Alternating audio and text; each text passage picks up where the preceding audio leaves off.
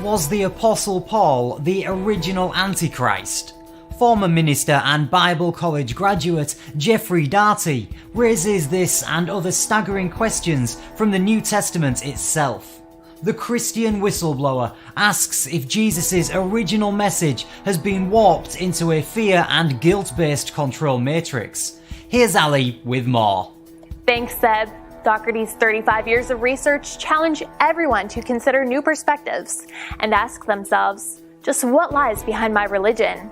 Are we born with original sin or the spark of divinity within?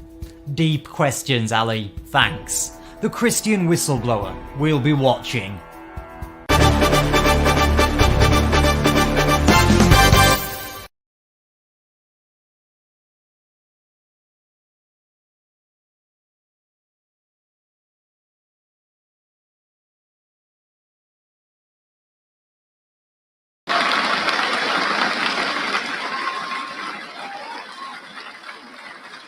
It's late night in the heartland.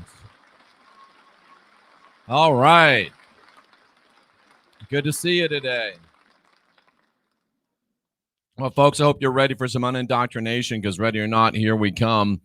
And of course, the most important thing that we ever bring to you is the fact that you do not have original sin. It's a lie.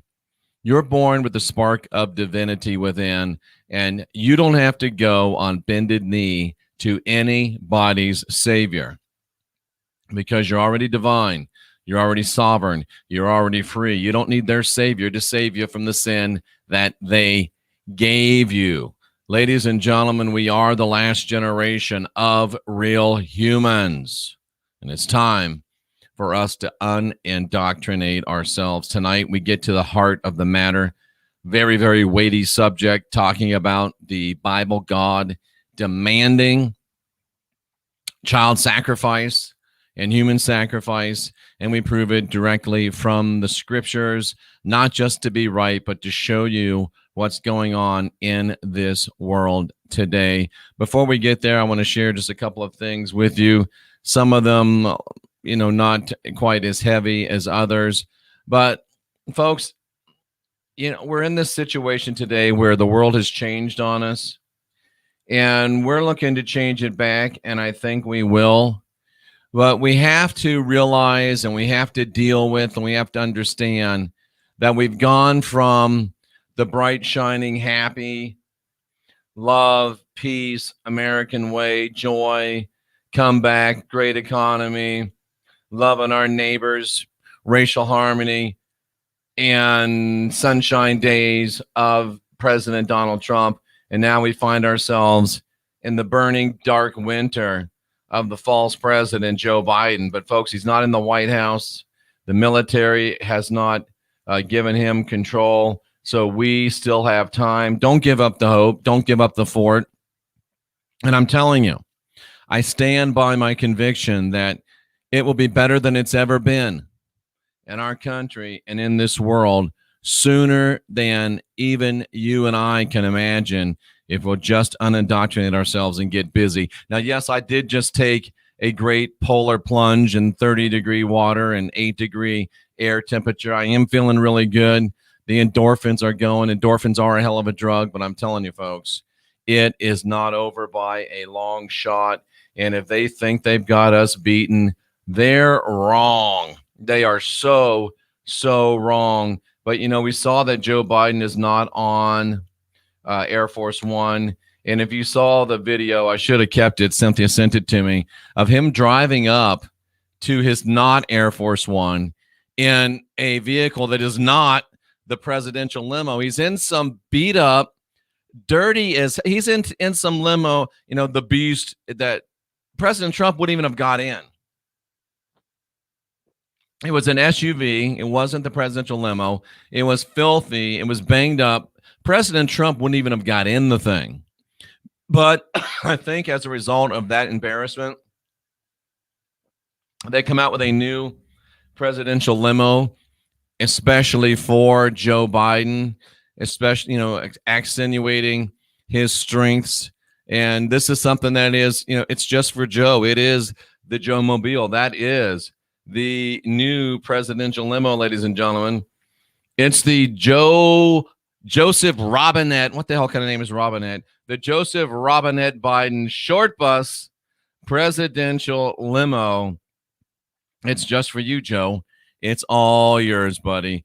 Take it away. They say a picture's worth 1,000 words, and that one really is. And do you remember how we were talking about, we've been talking about 6s and 9s, and if you'll know the majesty of the 3, 6, 9. Well, last night when we finished this program, you're not going to believe this. You're going to think I made it up, but I didn't. Last night when we got off this program, I checked the analytics as I always do, and look at what it showed me last night when we spent 3 or 4 days talking about the majesty of the 6 and the 9. Know the majesty of 3, 6, 9. You'll know the keys to the universe. This channel has now, as of last night, received 9,666,969 views so far. You can't make that kind of stuff up. And 2 and 7's 9, 48.8, 8 and 8 is 16, and 4 is what? 20. Well, that's not a 3. I thought it'd be a 3. 8 and 8 is 16, 20. No, but anyway. So 9,666,969, ladies and gentlemen. Don't tell me that there's not things about things. Don't tell me that. Well, you can tell me, but you're wrong. And finally, we did a little show earlier today. I hope you caught it, about the Super Bowl, specifically the Super Bowl halftime show. And I just wanted to call to your attention, you shouldn't have been watching it, and they know that you shouldn't have been watching it. And they're trolling you, and they're trolling our movement, ladies and gentlemen, because here's a video from that Super Bowl show. I didn't watch it.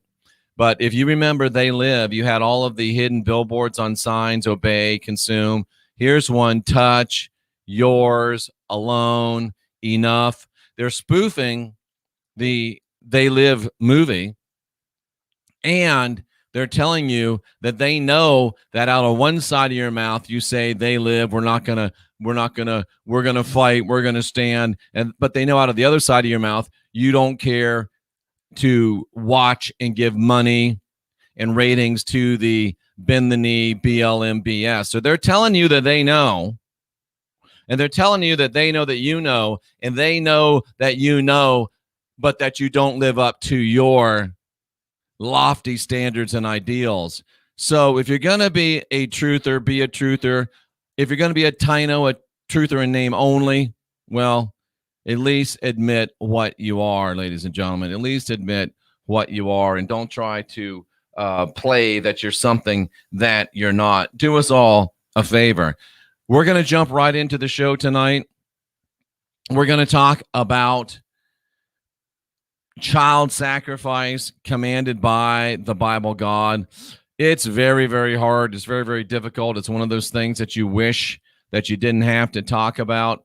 But if you're going to say that you are a truther, if you're going to say that you're a person that is trying to bring enlightenment and trying to bring optimization into the world, then you've got to go down even the deepest and the darkest of the rabbit holes. And tonight, not because we want to, but because we have to. And I have to admit, I kind of do want to, because I'm sick and tired of the lies. Tonight, I give you Bible proof that the Bible God demanded child sacrifice. I give you scripture proof from your script. It's not really scripture, it's your script. And as I bring this, I ask, where are you Christians on this? Now, the phone lines aren't open. Don't call yet. But when I do open the phone lines, I want some of you brilliant, holy, super Christians that know your Bibles backwards and forwards and know how wrong I am. I want you to reach down into your briefs or your panties. And if you're girls, you know this is metaphorical. I want you to see if there's balls down there. I want you to find them, and I want you to call me and tell me where I'm wrong, not because of what your pastor said, not because of what your priest said, not because of some stupid guru you watch on YouTube said, but because of what you see in the text of the script. because I'm coming from your script. You call it the scripture, but it's really your script. That's where I'm coming from. And I challenge you, I dare you, but I know that all I'll get from you is crickets because you don't have any receipts. And you're so irrational that you just believe it anyway. But enough talk. Let's get right into this, ladies and gentlemen. The Bible, God demanded not just human sacrifice, but child sacrifice. Coming directly from your script. No more Christian attempts to hide this fact. It is time for truth. It's time for truth. And here we go. Proof number one that the Bible God demanded child sacrifice comes out of the book of Exodus, chapter 22, verses 29 through 30. And I invite you to turn in your Bibles if you have them. Boy, it's been a long number of years since I've said that. A long number of years since I've said that. But the Bible God did demand child sacrifice. And I'm coming straight from the text. The firstborn of your sons you shall give to me. Well, Jeff, that just means you dedicate your firstborn son. It just means you dedicate them to the Lord. Oh, okay. You shall do the same with your oxen. You shall do the same with your sheep. So do you just dedicate the oxen to the Lord? Do you just dedicate the sheep to the Lord? Or did they sacrifice the oxen? Or did they sacrifice the sheep? The firstborn of your sons you'll give to me. You shall do the same with your ox. You shall do the same with your sheep. 7 days it'll be with its mother, and on the 8th day you will give it to me. What did they, the priests, the Levites, and remember who the priests and Levites are today. We showed you yesterday that the priests and the Levites and the Ashkenazis and the Christians, that's all the same people. We proved that to you yesterday beyond a shadow of a doubt, and that they're part of the Illuminati, most likely the Bundy family of the Illuminati. The day before that, we showed you that Christianity is absolutely, positively, without a doubt, communism. And we've already linked it up with the Ziocoms. And here, it really should be no surprise when you've got proof that Christianity is communism, proof that Christianity is Illuminati, and we know what the Illuminati and we know what communists do, and we know what the Sanhedrin does. They sacrifice children, and here's proof, number 1 of 7, that the Bible God demanded that you sacrifice children. And in case you missed some of the details of this picture, let me show you. Let me zoom in on this. These were called the horns of the altar. Do you know why those horns are on that altar and why they're positioned in the places that they are? Well, they actually have dual functionality. You tie down the arms and the legs. The forefeet and the rear feet of an animal get tied to these, so it's easier to sacrifice them. And also, if you're sacrificing your firstborn son like you do your sheep, like you do your oxen, you also can tie them there. And if you remember when Abraham built his altar to sacrifice Isaac, he tied him down, didn't he? He tied him to the horns of the altar. Now, another thing that the horns of the altar were used for, as you can see this priest doing, is you pour the blood on the horns, and the blood trickles down the horns, and it vaporizes so the Lord can smell what the priest got cooking. And also, so the priest can smell what that adrenochrome's got cooking. It's to diffuse. It's like I've got my mantra. Beautiful, nice, amazing vaporizer over there with my essential oils. And it's keeping me in a good place. And you can go to HempWorks, or you go to, it is from HempWorks, but you can go to jeffreydaugherty.com and click on the My Daily Choice logo, or you can just go straight to Whistleblower CBD and get that humidifier, ionizer, and the great essential oils. But that's what they're doing. They're diffusing the adrenochrome in the blood so it can be inhaled for a better high. So you tie the sacrifice, be it your firstborn son, or be it your ox, or be it your sheep. You tie it down, you slaughter it, and then you apply the blood to the altar horns so it diffuses, and you can get that good adrenochrome high. I guess they say that adrenochrome's a hell of a drug. I don't know. Yes, I do know. I do know adrenochrome's a hell of a drug. You know how I know? For 20 years, I was a Pentecostal evangelist. For 20 years, I preached for the largest Protestant organizations in the world. And I know we would call it the anointing, but what the anointing is adrenochrome high. Now, the blood, the good blood, that goes straight to the rat bastard, the Lord, my lovable name for the God of the Bible. This child sacrifice demanding God is rat bastard. He gets the blood, but we get a little dabble do you, just a little dabble do you. And we get that high, that anointing that you feel, that's adrenochrome high.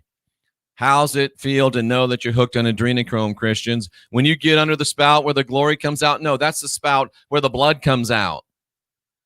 You sing songs about, are you washed with the blood, with the soul-cleansing blood of the Lamb? There is a fountain filled with blood, drawn from Emmanuel's veins, and sinners plunged beneath the flood lose all their guilty stains. How the hell can blood cleanse? It can't. You're supposed to realize that's stupid.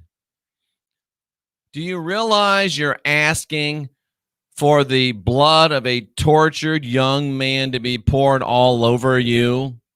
And you say that you're saved by the blood? So are the adrenochrome drinkers. Can't you see the correlation? Getting you saved by the blood puts you in that place where you are one and in league and participating in the adrenochrome high of the slaughter of the innocents. When you need help, what do? You plead the blood. Why?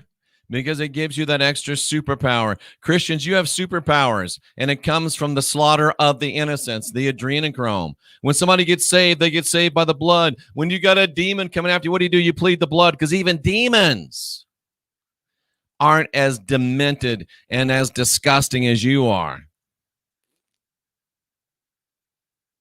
I know you're not used to somebody telling you the truth. I know you're not used to somebody just saying it the way it is, but there's been too many innocents slaughtered in this nation, and it's Christianity's fault.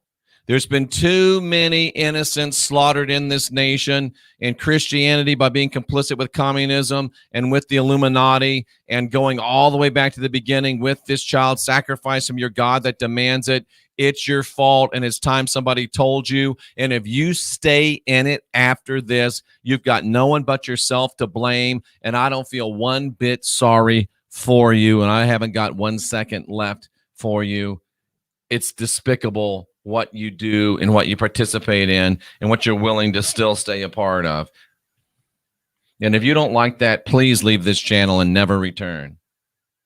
Moving right on. Number 2, Leviticus 27. Nevertheless, and let me make this big so you can read it. Nevertheless, anything which someone devotes to Yahweh, that is not really his name, that's the name he stole. Anything which someone devotes to the God of the Bible, out of all that he has, whether human or animal. Is that clear? Do I need to break down what is human and what is animal? Do I need to talk to you about what is the difference between a human and an animal? If Rooney were here or Barkley or Merlin, I could show you what an animal looks like, and then you could see me and know what a human looks like. But anything that someone devotes to the rat bastard, whether it's human or animal or just something that he owns, you can't sell it. You can't buy your way out of that devotion to the rat bastard. You can't redeem it. You can't exchange it. Every devoted thing is most holy to the rat bastard. No human beings who are devoted to destruction shall be ransomed. No human beings who are devoted to destruction shall be ransomed. I think that we need to look that up in the text, ladies and gentlemen. I think we need to look that up in the text itself and look right at what it means. And I don't want to hear about your interpretation, because even your script says that it's of no private interpretation. And if you don't have respect for we believe in the Bible and the Bible alone. No, you don't, because you always try to argue your way out of it. But I'm going to pin your asses down, and you will have nowhere to run. Nowhere to run. All right. Every devoted thing is holy unto the Lord. None devoted. Now you notice in the other translation it says no devoted thing, nothing devoted to destruction. Let's go back and see if it says devoted to destruction. Nothing that is devoted of men shall be redeemed. I want to say it doesn't say devoted to destruction in this version, but we will look at the original word, because that's all we care anyway. Oh, here it is. Actually, they're more, the Berean Study Bible is more accurate and more honest. But no person, what's a person? A person is a man, one of mankind.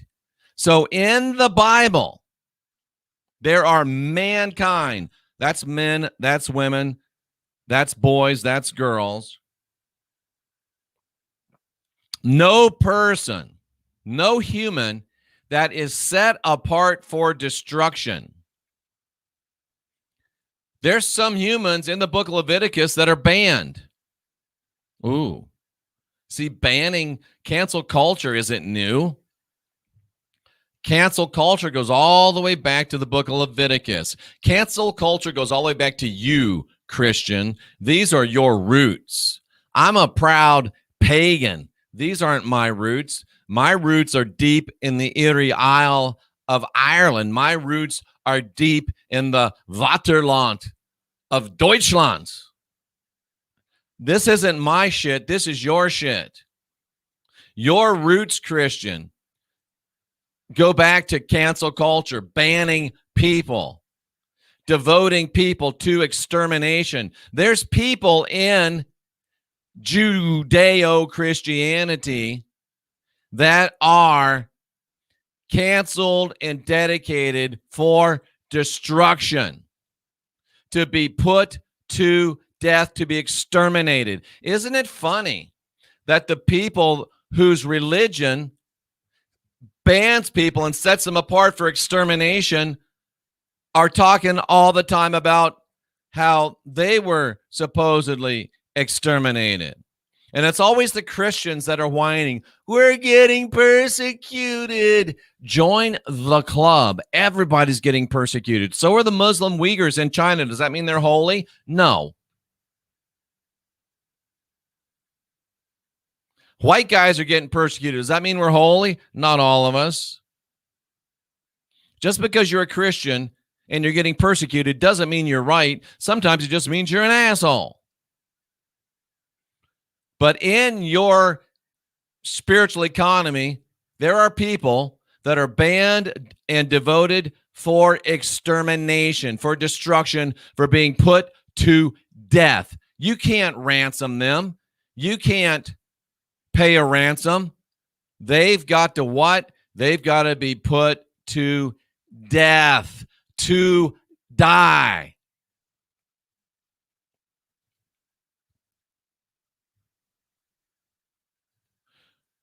Where are you, my Christian? It's awfully quiet in here. It's awfully quiet in here. I'm proving to you from your script that there are human beings that are devoted to destruction and sacrifice, and they will be put to death by your God from your Bible. That's proof number 1, 2. That's proof 2. Proof 2. Don't tell me that we're not multicultural and inclusive here. Number 3. Proof 3 that the Bible demanded, the Bible God, the rat bastard, demanded human sacrifice. Leviticus 27. Jephthah vowed a vow to the rat bastard. And he said, if you will without fail deliver the children of Ammon into my hands, then it shall be that whatsoever cometh forth out of the doors of my house to meet me when I return in peace from the children of Ammon shall surely be the Lord's, and I will offer it up for a burnt offering. Think about this. Dude's got a battle with the Ammonites on his hands. Think about this. He's got a battle with the Ammonites on his hands. He's fighting a war. And he says to the rat bastard, if you'll help me win this war, the first thing that comes out of my house to meet me, I will give you for a burnt offering. What the fuck did he have living in his house? Did he have chickens living in the house? I'm going to go out on a limb and say no. Did he have oxen living in his house? I'm going to go out on a limb and say no. Did he have dingo living in his house? I'm going to go out on a limb and say no. Did he have turtle doves in the rafters? Was he living in Noah's Ark before Noah thought about it? Oh, that's what happened. Leviticus, way back then, Jephthah had this ark. And when Noah was told to build it, I'll just go get that ark that Jephthah lives, because obviously Jephthah lived in a place that had all sorts of sacrificial animals in it. If you're a Christian, that's what you got to believe, because he said, whatever the first thing that comes out of my house to meet me, I'll sacrifice to you, Lord, as a burnt offering. I'm not making this up. Look, it's right there. If you just got home from a trip or you just got home from a war, wouldn't you expect your wife or your children to be the first thing out the door? This is the text. This is what it says. I don't care what you think or what you feel. So I'll offer it up for a burnt offering. The first thing that comes out of my door. What did he think was going to come out of his door? A rooster? No, he thought a person was going to come out. And that shows that sacrificing people wasn't anything out of the ordinary. Offering up humans as a burnt offering wasn't anything out of the ordinary to Jephthah. And if your God, if your Bible God was a good God, wouldn't he have just struck Jephthah down in his tracks for suggesting such a horrific thing? No, this is the same God that asked Abraham to slay Isaac. This is the same God that told the Israelites to go into somebody else's land, steal it from them, and kill the men, kill the women, kill the boys, except the ones they wanted to have sex with, kill the girls, except the ones they wanted to have sex with. It's in the text. Don't get mad at me. And then take the babies, smash their heads against the rocks, and even cut the babies from their mother's wombs and smash their heads against the rocks. Charlie Manson didn't make that up. He read it in the Bible. Your Bible, your script. Don't get mad at me. It's in the book. Get mad at the guy that wrote the book. So that's what he says. Well, son of a gun, what happened? Well, he came home. The Lord delivered the Ammonites into his hand. Jephthah came home, and sure as shit, it wasn't a rabbit. It wasn't a chicken. It wasn't a squirrel. It wasn't a turtle dove. It wasn't a donkey. It wasn't an oxen. It wasn't a sheep. It wasn't a goat. that came out of the door. Who'd have thunk that? I would, if I go away for a long trip, I would certainly expect a fucking sacrificial animal to come out of my house. How fucking stupid are you? How demented in your mind are you that you'll sit there and say, well, he didn't know there was going to be a person. Of course he knew it was going to be a person coming out of his house. So he gets home, and what's the first thing that came out of his house? His daughter. In fact, his only daughter, his only child. So what did he do? Did he say, fuck you, Yahweh, like we saw last night? Fuck you, Sally. Fuck you, Yahweh. I'm not sacrificing my daughter for you. What did he say? Well, I told the Lord I'd sacrifice the first thing that came out of my house, and it's my little girl, but he did with her according to his vow. What was his vow again, ladies and gentlemen? He did with her according to his vow. What was his vow? Whatever comes out of the house to meet me, I will offer it for a burnt offering. So he followed through on his vow. His vow was to offer with the burnt offering. It was his daughter that came out of the house. So he offered his daughter as a burnt offering. And let me ask you, if he puts her on an altar to burn her, do you think he had to tie her down? Why do you think? And you know what? Oh, my God. Oh, my God. Oh, my God. Oh, your God, actually, not my God. Oh, your God. My gods wouldn't ask such a thing. Let me make this real to you. This just dropped into my mind, folks. Why do you have horns on the altar? There's still horns on the altar today, ladies and gentlemen. Why? Because Romans chapter 12, verse number 1, it asks you to make yourself a living sacrifice. You know what's wrong with a living sacrifice? When you try to offer your daughter on the altar as a living sacrifice, the problem is that little bitch keeps trying to climb off. I'm being intentionally provocative because you're too fucking stupid to get it if I don't. Romans chapter 12. Oh, sorry, I didn't know that. I was still showing this to you. Verse 1. A living sacrifice, holy and acceptable to God, which is your reasonable service. Really? It's reasonable? It's rational? No, it's not. It's irrational. But you're so demented in your mind that you think that it's rational to give a living sacrifice. Why is there horns on the altar? Because they're offering living sacrifices and they keep trying to get off the altar, so you got to tie them down. Just like this poor little girl. She doesn't even get her name named, just Jephthah's daughter. He offered his own daughter as a burnt offering. He did according to his vow. And in Israel, there's still a custom that for 4 days, I don't know, maybe one for each horn on the altar that they tied her to, for 4 days they lament Jephthah's daughter. For 4 days, why don't they flip off the savage piece of shit rat bastard of a God that would demand this? You know, it's one thing for Jephthah. It's one thing for Jephthah to sacrifice his daughter. It's another thing, and you want to talk about Stockholm Syndrome?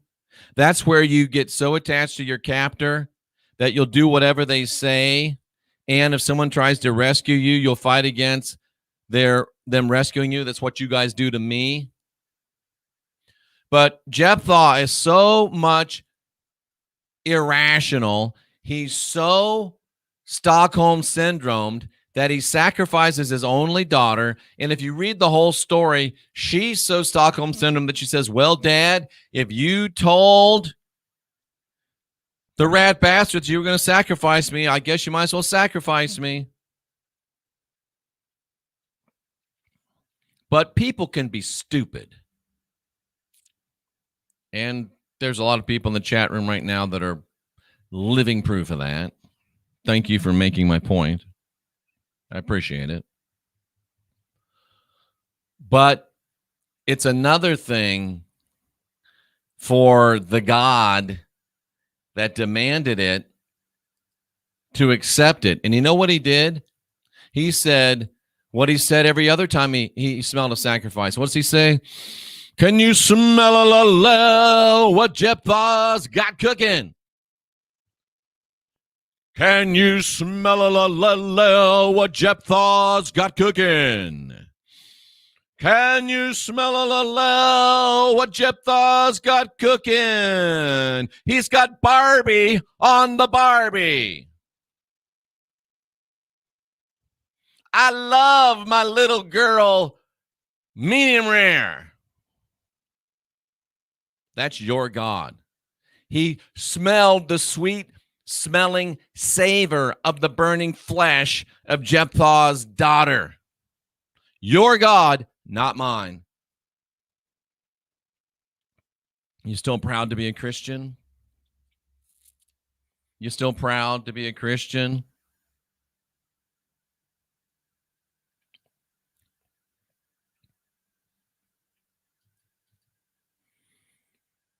Proof number 4, 2 Kings chapter 23. The Bible God demanded child sacrifice. And all the priests of the high places who were there, so they went and they conquered some people. And the priests of those other people, they brought them back and they slaughtered them on the altars, just like Jephthah did to his daughter. And then they burned the human bones on the altars. They practiced human sacrifice, in this case of their enemies, because hell, if you'll offer your own damn daughter as a burnt sacrifice, and if you're willing to offer your daughter as a burnt sacrifice, what have you been doing to her before that? Maybe he was tired of her and wanted some fresh meat anyway. It's your religion. Don't get mad at me.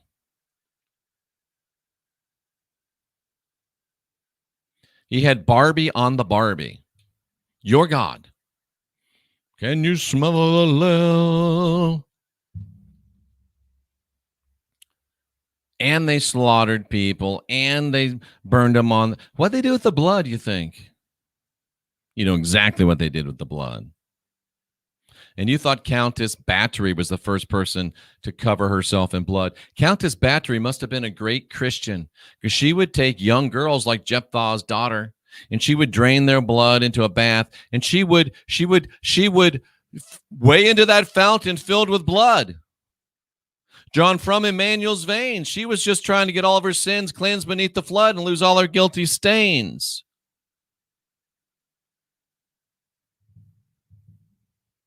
You a little uncomfortable right now? My Christian friends, you a little uncomfortable? That's why I don't have any Christian friends. I don't want to be friends with people like you that will agree with things like that. You're disgusting. You're despicable. You're dastardly. Oh, we're up to 5 now.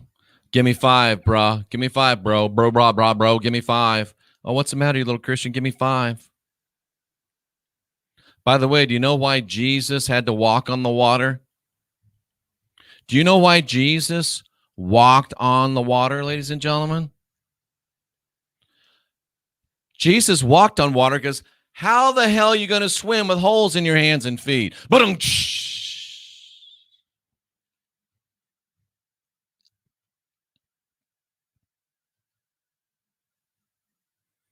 Oh, it's okay to sacrifice and eat your daughter and your firstborn son, and it's okay to sacrifice humans on the altar and burn their bones in a burnt sacrifice, but it's not all right for me to make a joke about a guy that never existed and an event that never happened. That bothers you? psychopath. Exodus 13. Sanctify to me all the firstborn. What does sanctify mean?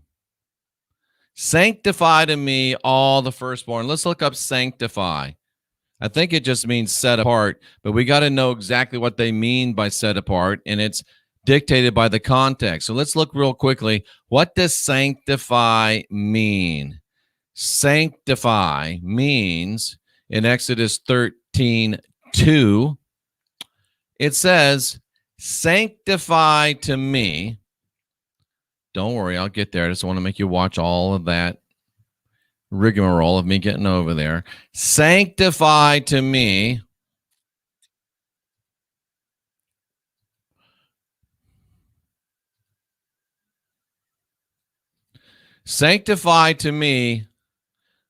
every firstborn male. A lot of translations drop the male and they just say firstborn.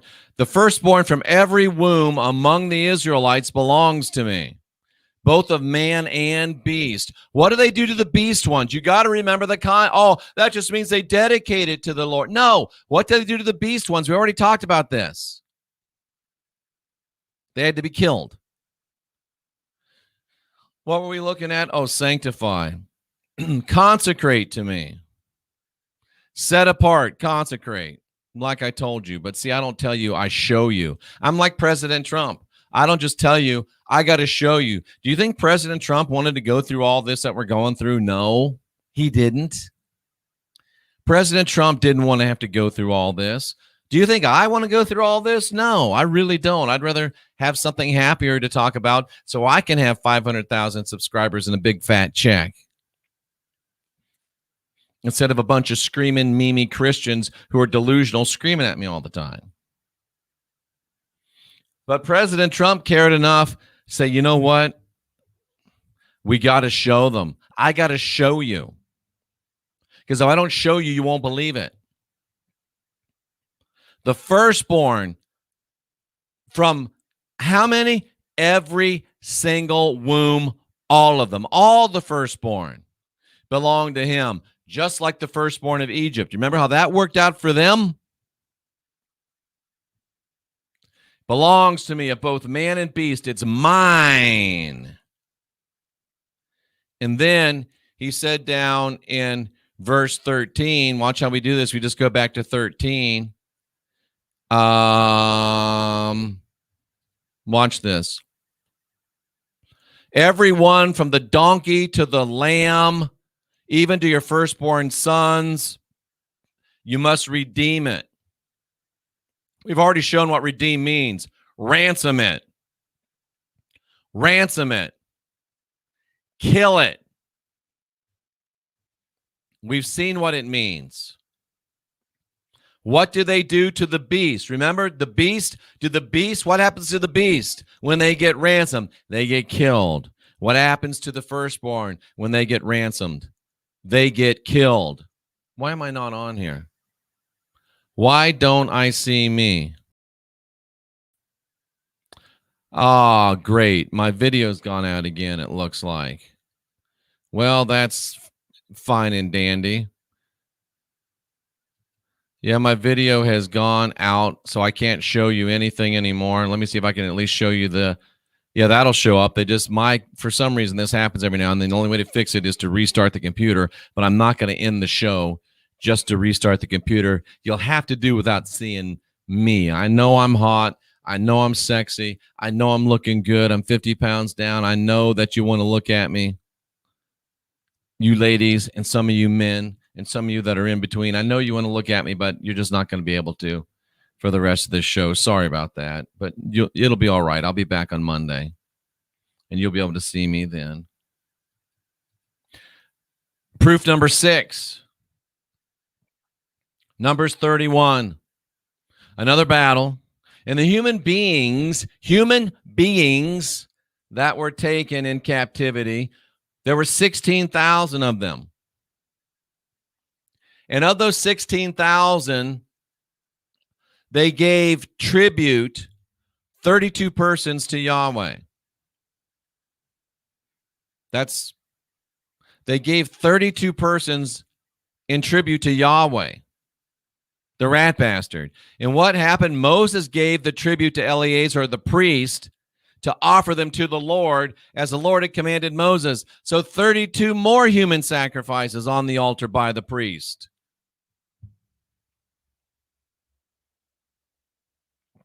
The Bible God demanded and accepted human sacrifice.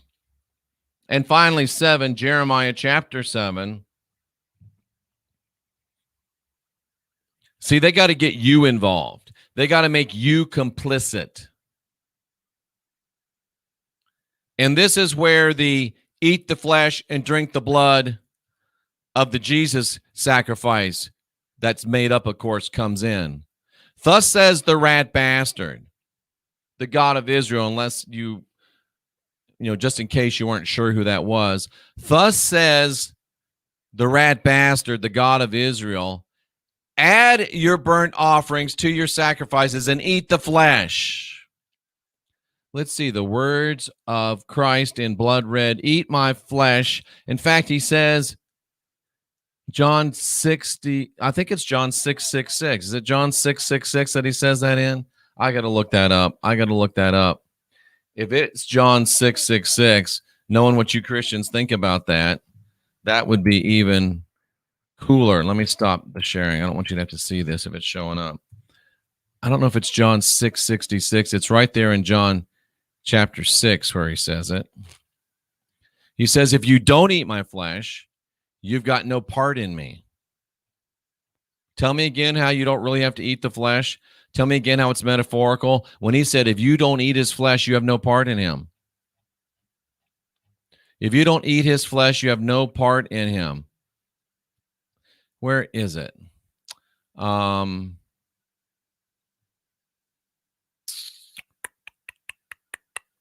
Where is it?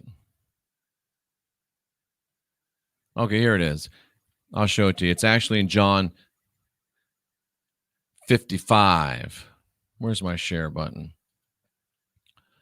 Sorry that I'm making you look at a black screen. I forgot about that. Crazy, huh? So here's John chapter 6 from your script. And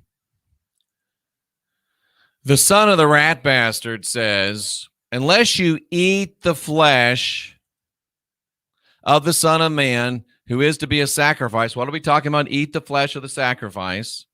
So unless you do just exactly what they were doing in the Old Testament, are you picking this up? What were they doing in the Old Testament? They were eating the flesh of sacrificed children, girls, and humans. Unless you continue to eat the flesh of the Son of Man. Oh, but it's just metaphorical. Also, unless you metaphorically eat the flesh of the Son of Man, because we all want to metaphorically do that. Unless you eat the flesh of the Son of Man, and unless you drink his blood, you have no life in you. Wow. And guess what happened in John 6:66? From that time, many of his disciples went back and walked no more with him, because they realized how dastardly demented this bullshit is. And from this time, many of you will not follow. You will walk with them no more. Those of you that have a conscience. I don't know how many of you that entails, but there's got to be some of you out there that still have a conscience. There's got to be some of you out there that still have some rationality left. The Bible God demanded a child sacrifice. So knowing everything that you know now, is it any surprise at all that the God of the Bible demanded that Jimmy Caviezel be sacrificed and tortured and slaughtered? His very own firstborn as a blood sacrifice. If it was good enough for Jephthah, it was good enough for the rat bastard. And by the way, when you go to get saved, where do you go? You go down to the altar. Ooh, wow. Wow. they're telling you. They're telling you straight up. They're telling you straight up.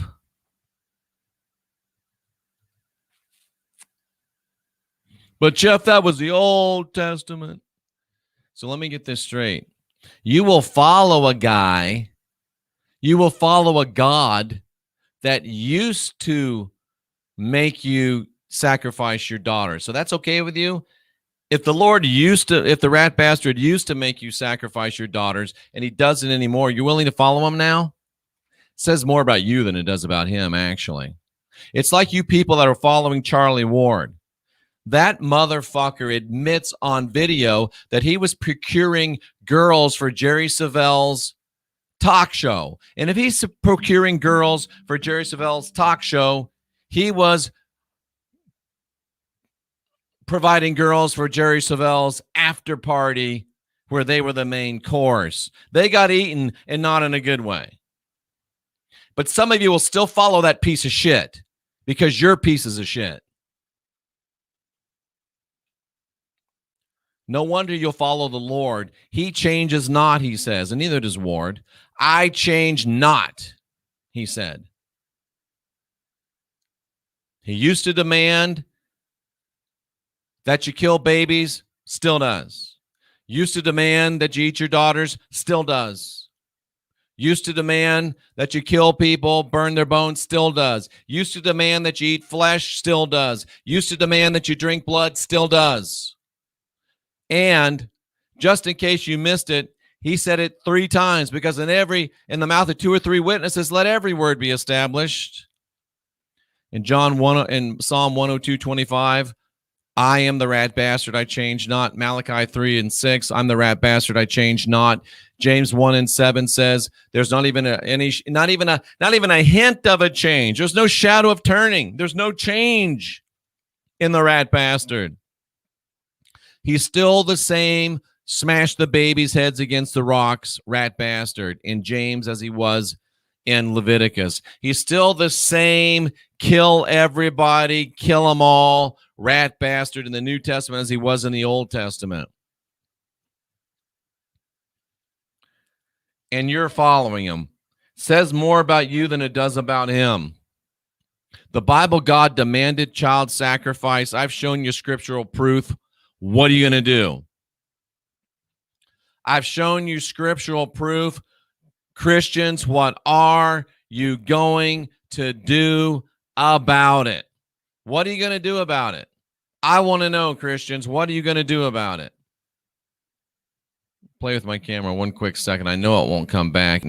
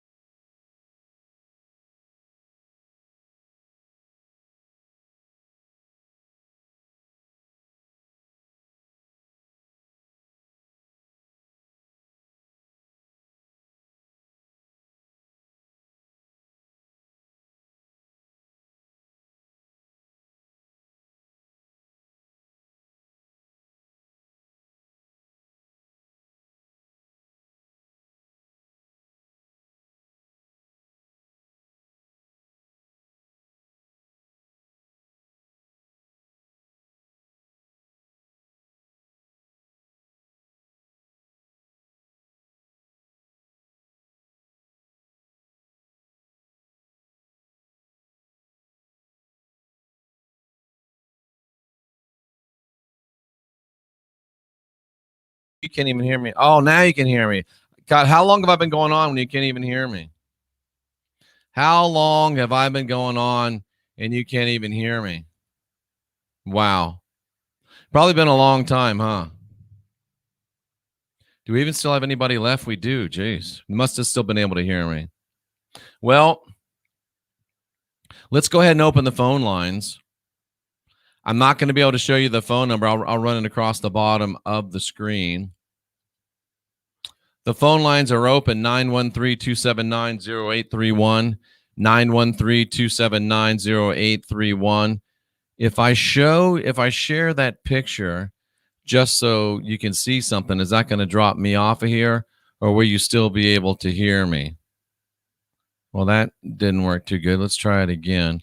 I want to give you something to look at besides that little pulsating circle. That's not very fun to look at. Let's see. Will it share?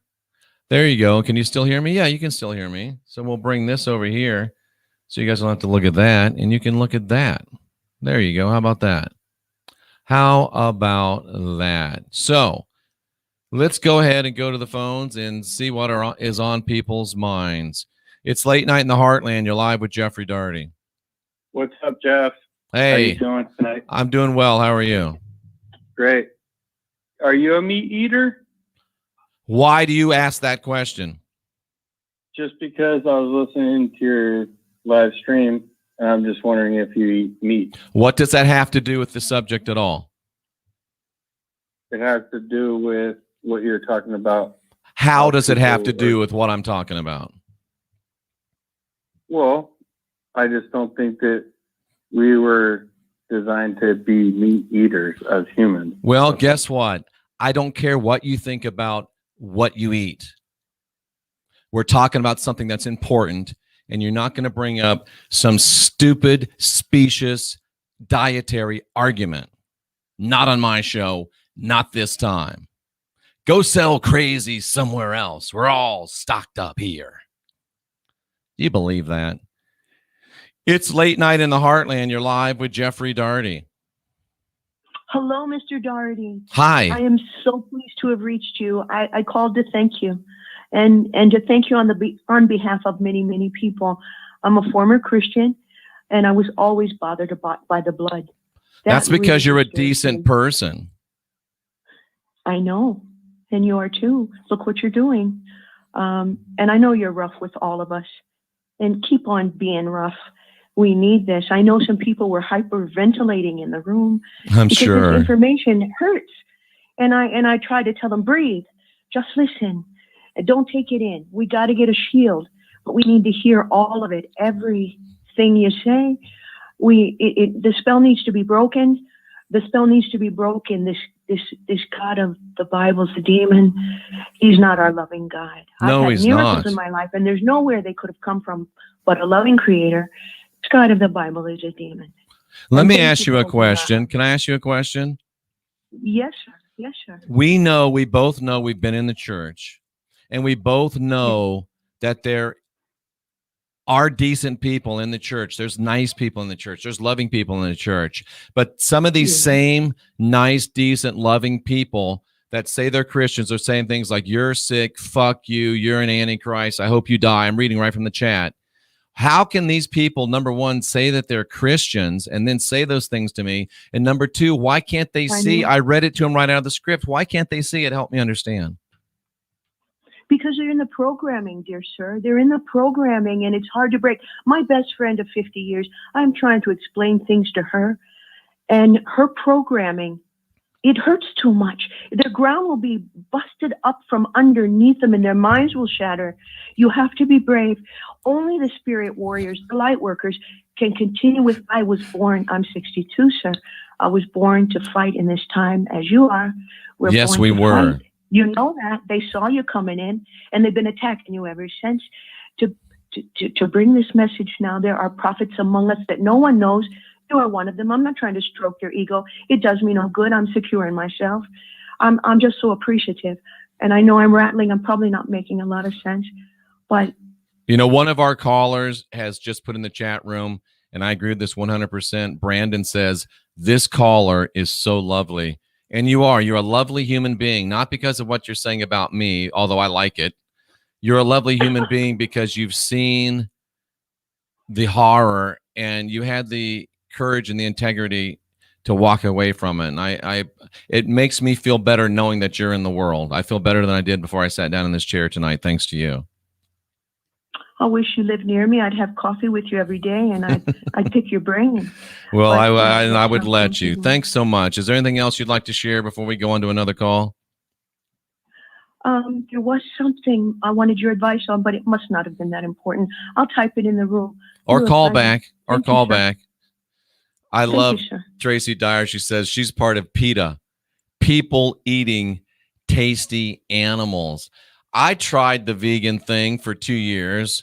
I tried not the vegetarian thing for 4 years, and it just didn't work for me. I would rather not have to eat animals, but I am a keto carnivore. You know what that is? I save the vegetables. I am here to save broccoli. I am here to save carrots. I am here to defend the life of lettuce.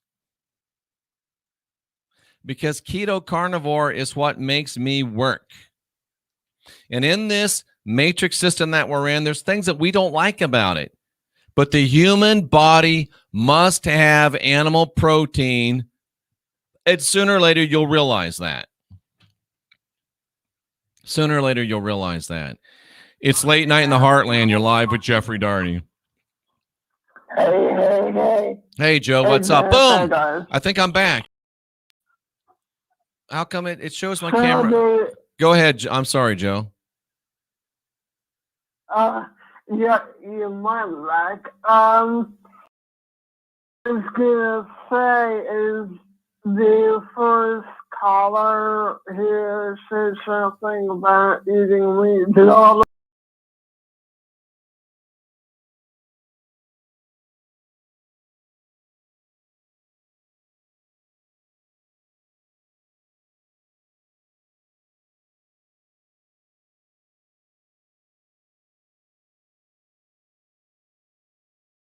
have what is a consequence to what is called sin. Exactly right, Joe. And that the thing is it's a system of do's and don'ts that the rats bastard set up to trap people in. And furthermore, if you're still here. I'm here. So, according to my divine intuition, if you subscribe, if you condone, if you follow into this whole blood sacrifice magic, by doing all this, you will have to do another go around. You will. As you say. And sooner or later, Joe, you won't have any more energy left to go around and you'll just go away, which is so sad. Exactly. And this time, this is it. My time is done, and when my time comes, I'm getting the hell out of here. You and me both, Joe. I really appreciate your calls every single night. And you're one of our cousins. And I just want to read Tracy's comment. We're going to leave it up there. And this is true. They have recorded plants screaming. They have recorded plants making sounds. They move.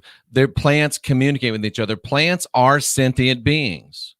And if you are a vegan, you are eating sentient beings. So like Tracy says, you've got no moral high ground by being a vegan. You're just choosing to kill other life forms. I don't eat anything with a face. Well, fuck you. That's your bullshit, not mine. Life requires death in this matrix. It's part of the lessons that we learn. It's part of the reasons why we want to motivate ourselves not to come back. Spew your virtue signaling elsewhere. That's what Tracy says, and I say what she said. It's late night in the heartland. You're live with Jeffrey Daugherty. Hello. Hello, you're live. Go ahead. How you doing? I'm great. What's on your mind tonight? What's on my mind is you've changed my life. I met you like 3-4 weeks ago. You changed your life. I might have gave you a little nudge. Oh, my brother. you just I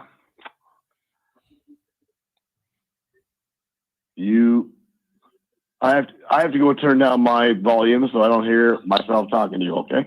Well, I appreciate that call, and I appreciate that sentiment, and I really appreciate you taking the time to call in. It's late night in the Heartland. You're live with Jeffrey Daugherty. Hey, how you doing, Jeff? I'm doing great. How are you tonight? Oh, I'm fine. I just wanted to say that, what these people don't know is that the jealous God thousands of years ago was the evil one, you know what I'm saying, to the native people, you know? Yes. And when they got forced into religion, they got indoctrinated into, you know what I'm saying, baptized into the religion of the jealous God. They did. You know, so that's what all religion sits, the jealous God sits over it. So, you know, not just Christianity, you know what I mean? So great point. Yeah, great point. It does. So I got something, man. I don't know if I don't want to throw you off course, but I got something I need you to ask your Roz that somebody put me on like 10, 15 years ago about 9/11. Okay. They said a group of black firefighters that got on the scene first from Chicago, right? It was Bobby Hemmett that I got this information from. Okay. He said that when they got there, that, you know, they didn't find no bodies, right? Because everything was flattened. So they found an entrance where they had to go downstairs. And they said they had went so far downstairs that, you know, it was like to a point where they figured they shouldn't be there. Right. And then they found a door. When they opened it, it was thousands of bodies and body bags still moving. So they had to be, you know, like, you know what I'm saying? What happened to the people? Wow. You know? So that's what I want you to ask your rods. So we're just going to ask, is that true? You have to take my word for it because you can't see the rods tonight. The rods say, I don't believe it, man, but the rods say that is 100% true. Who'd you hear that from again? That's nice, man. That's some sacrifice shit. You know what I mean? They you know what I mean? That's how they take care of that shit, you know? Who did you hear that from again? Bobby Hemmett. Like yeah, Bobby, he's on it. He's on it a lot. He's on it a lot. You know, so, you know, and then I've never heard anybody else talk about it, but then I was like, man, I need to ask Jeffrey this right here, man, because he got them rods, you know, and, you know, so, and even that Malaysia plane, that 9/11 plane, Dick Gregory was supposed to get on it, and he said he switched planes. Ooh, I didn't know that. Yeah. Dick Gregory must have got a little something like, hey, man, I ain't getting on this airplane. Afterwards. Yeah, so, you know. Wow, that is great stuff. Thank you for bringing that. That's powerful. I really appreciate your calls, each and every one of them. You're listening to Late Night in the Heartland. You're live with Jeffrey Daugherty, and we're rocking and rolling. We got about 45 more minutes left.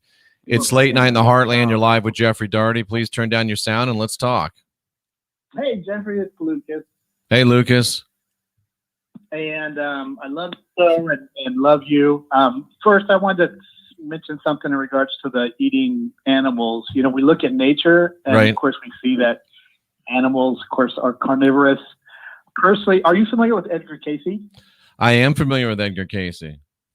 Oh, he's one of my favorite people all the time. Of course, he said we reincarnate. He had to come to terms with that. You know, he was really religious, and but he said we reincarnate. Personally, I think the higher we go up in reincarnation, in animal form, we become carnivores. And maybe humans are at the top of that, and of course, also carnivores. That's very, very interesting. And you know, there's very good evidence that it wasn't until, you know, if we didn't eat meat, we wouldn't be, you know, because you have just hit on, because there's scientific theory that seems to say that it's not until we start eating meat that we're able to have enough in our brain to make that evolutionary jump, as they say it. But you're put it on a spiritual plane. Yeah, I mean, there's science to back up what you're saying spiritually. And I think that once you do become a carnivore, even in the animal field, there's a code as far as what you can eat that are animals, and really it's herd animals. You look at, I mean, we don't eat horses, we don't eat cats, we don't eat dogs. There's a ton of things we don't eat. We don't really know why we don't eat them. We never talked about it. We don't. You know, somebody's going to talk about eating pussy since you said a cat. You know it's coming. We might as well get it out there. We can eat that. But so as far as that, we can eat that, he says. And when we become carnivores, there's that code. And I think as we progress in our lives of reincarnation, if we do eat, and now there's times of dire need, and we're exempt Right. You know, we can eat each other, like if we're in a dire situation. But if not dire situation, if we do eat something we're not supposed to, we get knocked down the ladder or we don't progress or whatever. Oh, interesting. Interesting. Now, Is that Casey? Is that Casey doctrine? No, that's my stuff. Oh, okay, but that's good stuff, bro. I mean, that's stuff that you can sit around and think about, man. That's really good stuff. Well, I'm sure we reincarnate. And I have a lot of theories. Can I ask you a on, question, you know, though, about reincarnation? Yeah. This is always my question about reincarnation. If the goal is to develop yourself in what I call the thetan, the thing that is not this meat suit, but the spiritual essence of yourself, if that's the goal, and I think we would agree it is, why do you have to come back into a meat suit to develop that? Why can't you develop that, like our spiritualist friends would say, after you've left this body? Well, personally, I think this is the only realm that's not perfect.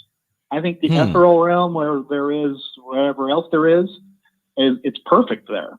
And I think because of that, there's no hell. Of course there's no hell. Hall. There may be Hall B, where you know, God, what we ever want to call God. Hall B, where, you know, wait, you guys didn't do so great. We're going to have some extra lessons and send you guys back. And there's Hall A. And so there's like a short bus. Yeah, and so we come back. Personally, I think we're here with this purpose is to perfect this world. This is the only world that's not perfect, and we're here to perfect this world. God keeps sending prophets. You know, I've never been a Christian. I was taken to church by my grandmother, but I felt creepy when all the people felt creepy. Of course, there are the people that are sheep, you know, and the good people that are just all bought into it. Yeah, that's the reason, you know, spirituality is so wonderful. God, or, you know, whatever you want to call it. And I call it God. I used to have trouble calling it God. I have a story about that. Maybe I'll tell you another time. Yeah, I'm not thrilled with that word either, but yeah, I've always had trouble saying the word God just because of how tight it is to Christian, you know, doctrine. Exactly. And stuff. But I think that we do, you know, escalate up and reincarnate, and He keeps sending prophets. God keeps sending. Jesus was one of them. You know, Jesus. And I know you probably have studied the Dead Sea Scrolls, Gospel of Thomas, things of that nature. I have. And so Jesus, that person, and we'll just call him Jesus. He was amazing. He was a prophet. He actually, I think, busted up Rome. I think the Roman Empire. He was one of the amazing reasons why, you know, they had to chase all his people down for 30 years. It took them to kill all his people, all the way down to, you know, to Thomas and everybody else. And he said, you know, they said, well, who do we go to? James, you know, the Great. But that is he always says these prophets. Personally, right now, I kind of think that he's too many. There's so many of us here now, and all of us that are truthers and have been doing this for 15, 20 years or whatever. We're all, you know, in essence, prophets, and we're here to. There's too many of us. They can't kill us all. I agree with that 100%. Thanks for calling. I appreciate that call. That was a good one. It's late night in the Heartland. You're live with Jeffrey Daugherty. Hi, Jeffrey. This is Marie. Hi, Marie. First time caller. Thank you. I am calling to ask you a question. Well, I'm calling to tell you a really crazy, bizarre story. All right. Also, see if you can confirm it with rods as well, so that I don't look like a crazy person. Okay. Okay. So I'm inspired to call because Delaney, she seems like a crazy person, but she's not. And I'm calling exactly inspired right. to call because of Token. Yep. Because he does meditation and he seems new to it. And I'm no expert, but I've had I meditated a lot when you know, a while back. And in my meditations, I had actually seen a silhouette of Jesus. And this silhouette, it pretty much you have listened to Robert Stanley. Well, the silhouette of Jesus that I saw was kind of what he described. Okay. Well, when I seen it in meditation, the first thing that I thought was, you're fake. Because at the time, I was digging through the holes and came upon the Yahweh thing. Right. And this was a white silhouette. So I'm like, you're fake. Well, it went away, and I felt bad for calling it fake. Well, then it came back later, and I, at this point, had already come across Robert Stanley, who, explained his silhouette, situation. And then when I seen it again, I told the silhouette, "I'm sorry, but I think you're fake," and it told me to kill myself. Oh. And I was like really shocked by it. So now you know that it was fake. Yeah, I believe wholeheartedly it was fake. Now I've messed with my pendulum, and my pendulum tells me that it wasn't actually Jesus, but it was a silhouette of the image of Jesus. So these demons or whatever that talk to people and tell people, "I'm God, go kill somebody," I think there's truth to that, but I think they are exactly demons, because I was told to kill myself by calling Jesus fake. Yeah, but the Bible, the God of the Bible, all over the Old Testament told people to kill people, and they went and did it and didn't get in trouble. He rewarded them for it. So why would it be any different in the world today? What do you want me to ask the rods? I want you to ask the rods if I had seen an image, a silhouette image of Jesus in meditation. The rods say, no, it wasn't really Jesus. No, it wasn't really Jesus, but the silhouette image. You want me to ask the rods if you saw a silhouette image? Yeah, a silhouette image of Jesus, because it wasn't Jesus, but it was a silhouette image of Jesus. Well, like the rods disagree with you. I think the rods say that there is no Jesus, but that's up. That's what I'm saying. Do whatever you want. Believe whatever you want to believe about that. That was a great call, a very interesting one. I appreciate you bringing that to the show. You helped the show out. It was very interesting. I wish that I could be on camera, but hey, it's a radio show now. It's Late Night in the Heartland with Jeffrey Daugherty. You're live. Please turn down your radio. Okay, yes. Can you hear me? No, because you have the radio up in the background. You can't listen to the show and talk to me on the phone. Oh, okay. I'm sorry. I was just trying to get your phone number. The phone number's on the screen. You're Late in the Heartland with Jeffrey Daugherty. What's on your mind tonight? Hi, Jeff. This show tonight is so important. Thank you. I agree with you. I'm just so grateful that you did this tonight. Thank you. Educated us of the truth of this Bible that I got laying by my bed here that I've never really quite opened, and now I know why. It's full of so much disgusting stories. It really is. And now I know why I never really fit into the girls in the church groups on their Wednesday nights, Bible studies. Right. And I wasn't raised in a Christian home, but I always felt that I should teach my kids, to learn Jesus and, the typical way people are expected to raise their families, in these days. Well, they're in their 40s now, but back then. I'm with you. And, yeah. Well, my heart was never really in it when I walked into a church. And I always felt like, it was scary to me. And now in my mind's eye, I see these stories as, the rat bastard, like a cult or something, to where he's got these serial killers type mindsets, to where they have these stories of, murdering children. Yeah. Oh, wow. It's horrible. Awful. It's horrible. And to think that this is what if you don't mind me asking you, because you're so interesting. I've watched these shows for like a month now, and this is the one I was waiting for you to bring it all together as to why it clicked with you. But you preached like for 30 years. Did somebody explain it to you, or like you're doing, or did you just finally read the words and it just, you figured it out? Great question. What happened with me is I got out of Bible college, realized that things weren't what they told me there. So I went back just to the original languages, the Hebrew and the Greek, and started rebuilding from there. Realized that just about every single thing that the church was teaching was not from the original text. And that started me down to realizing, wait a second, the original text disagrees with the original text.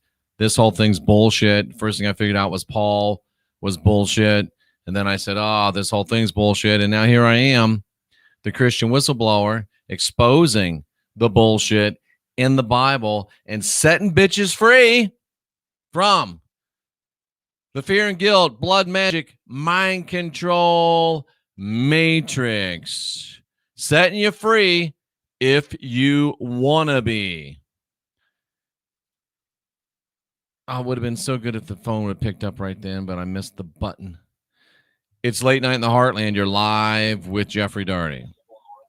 What's up, Jeff? Hey, how you doing? From Ohio. Doing all right, man. Hey, I've been watching your show. I'm the new guy on Fish Ranking. In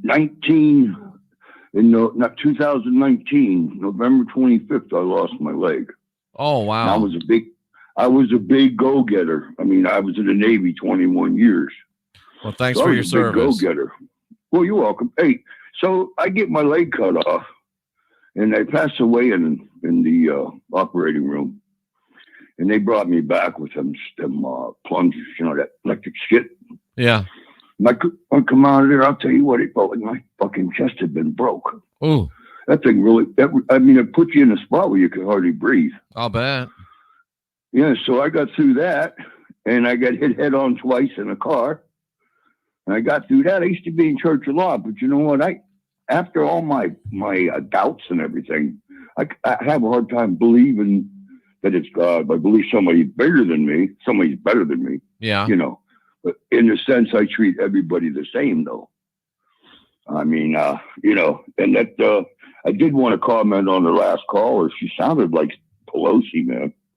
She kind of did, didn't she? I was going to ask if she was Nancy.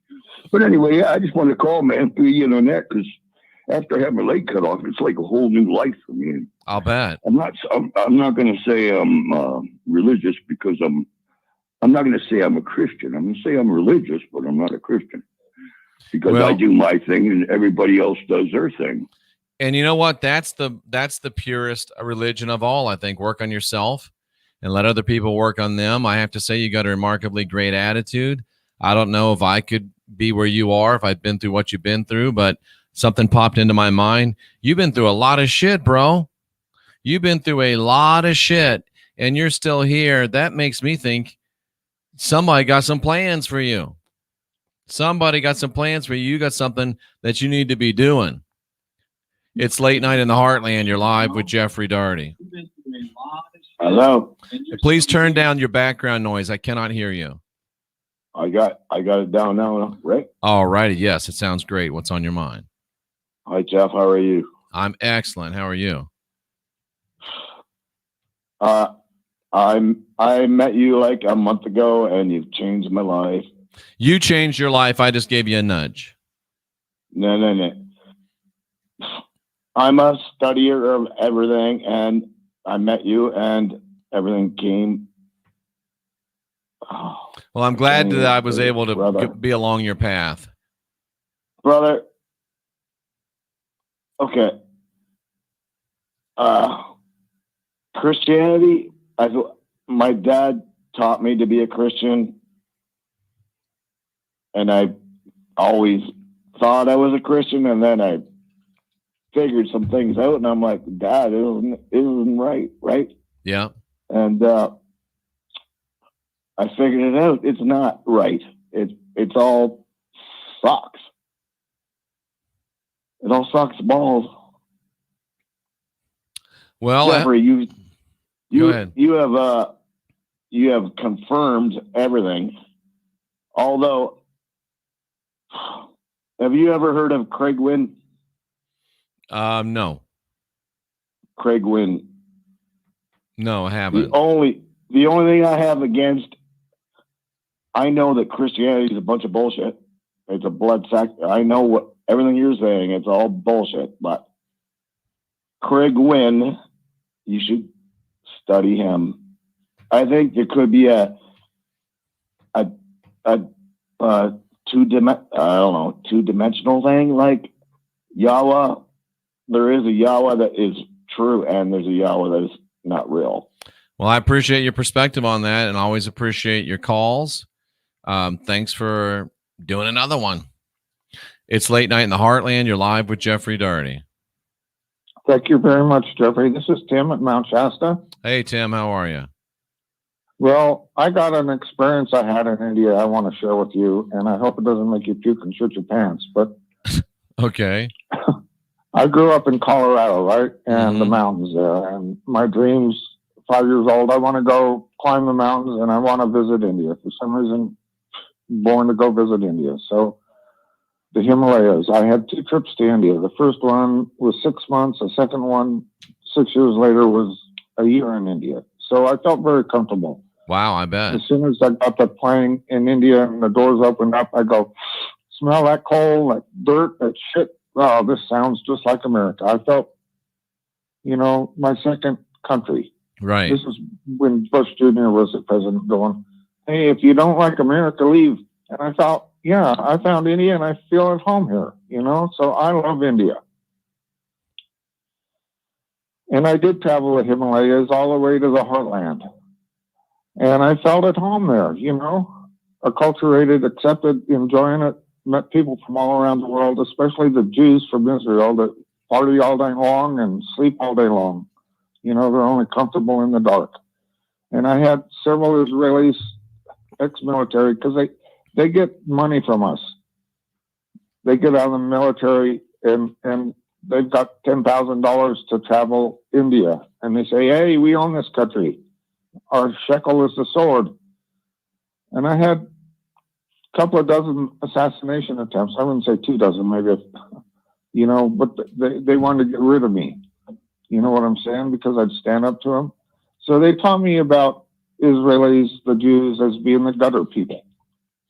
I'm sorry, I had to end that call, ladies and gentlemen. I hope that you will understand. But there's some places that we just don't want to go. We want to stay on the channel, helping as many people as we can, as long as we can.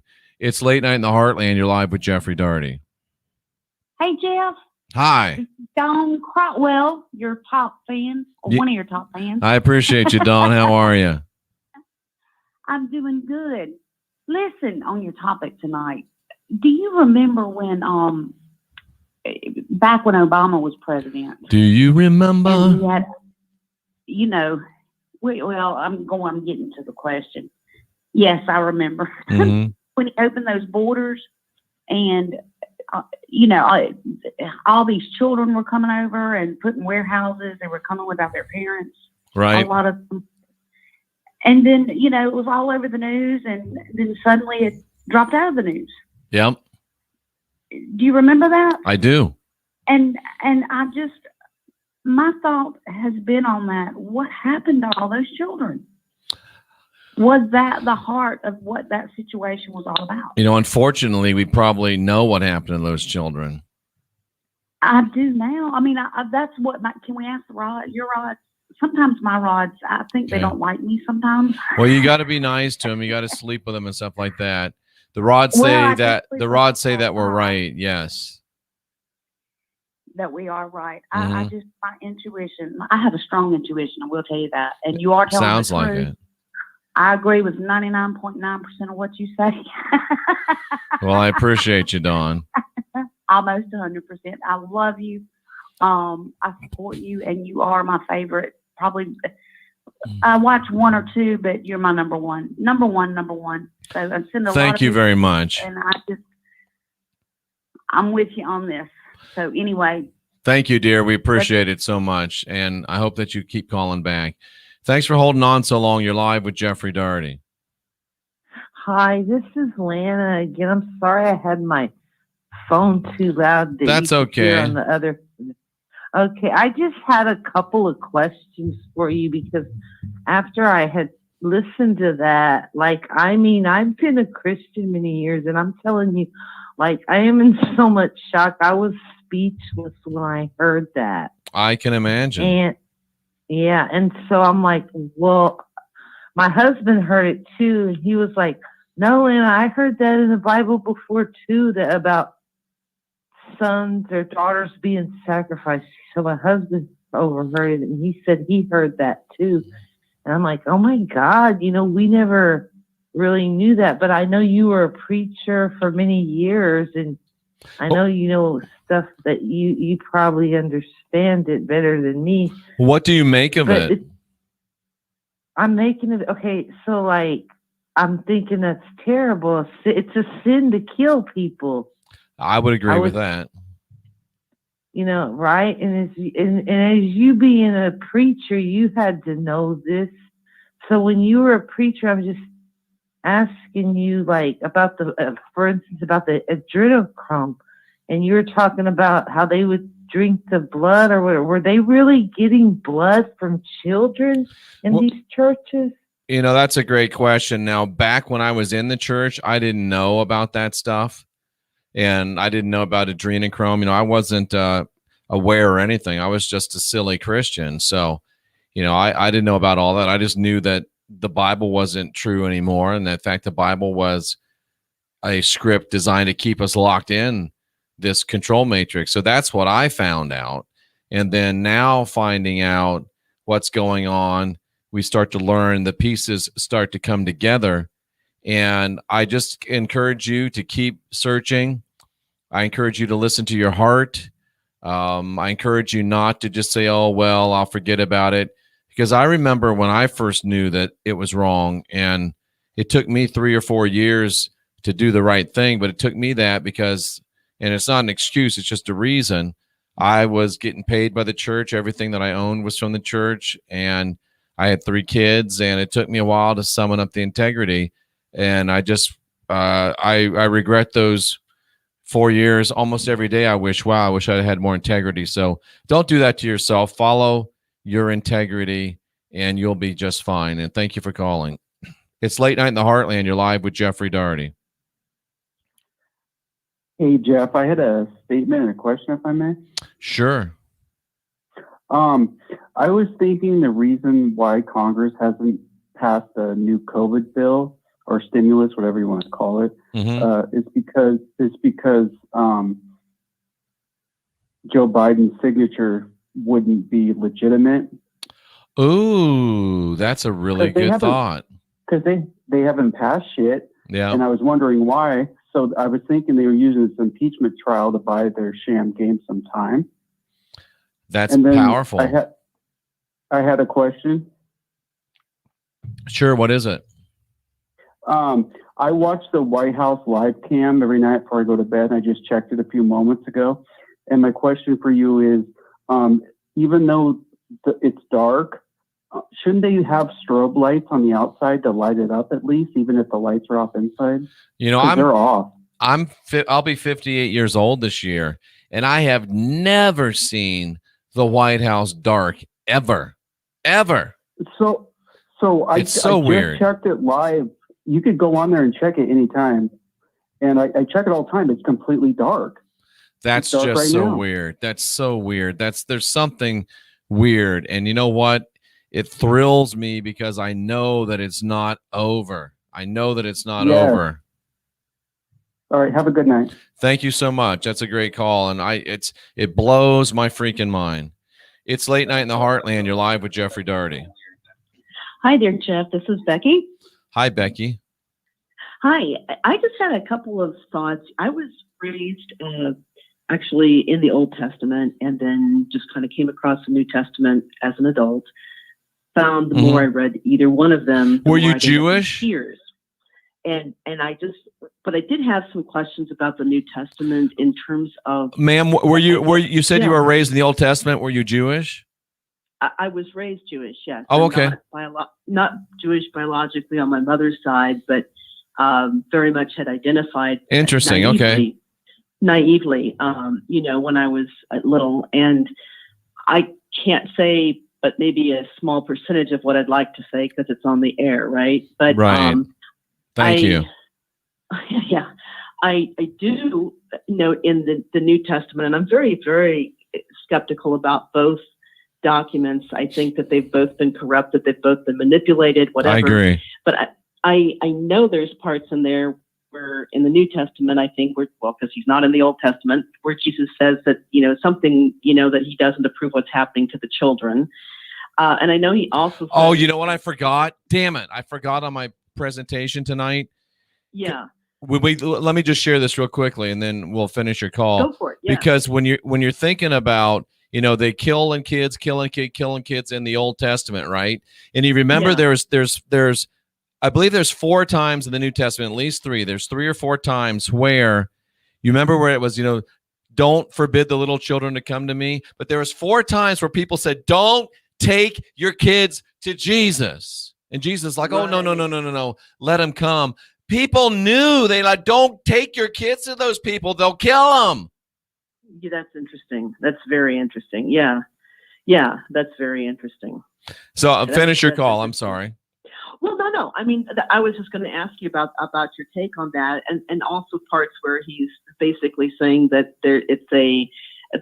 you say your fathers are of God or whatever, but whoever is running the show is not your father and is not God, and so there's room in my mind that the character Jesus, whether that's really representative or should be of our own internal consciousness and connection with the divine source, is saying to us, hey, wake up.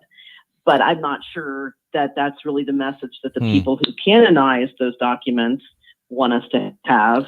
But it's very troubling to me. I can't quite let go, I guess. Well, that's a great call, and it's a great question. And that's, a question that you always, and this, have to answer on your own. And, they didn't want 4 times, don't take your kids to Jesus. We got Creepy Joe now. Is that a reminder of Creepy Jesus? I bet you Jesus was a hair smeller too. I'll bet you that creepy ass Jesus, if he was real, he would be smelling some hair. It's Late Night in the Heartland. You're live with Jeffrey Daugherty. Jeff, you my number 1. I love you, man. What's up?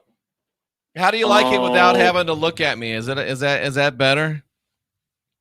Well, Melanie in the chat was talking about how great your skin looked and everything, and I was getting some Silence of the Lambs type vibes. I had to refer to whistleblowercbd.com to go get that good product for the skin. That's funny. Silence of the Lambs. It puts the lotion on its skin. Or it gets the hose again. Yeah, Jeff, I was going to bring up that your shows recently have been really awesome. The one about the Illuminati bloodlines. For some reason, do you know about the Paysor family?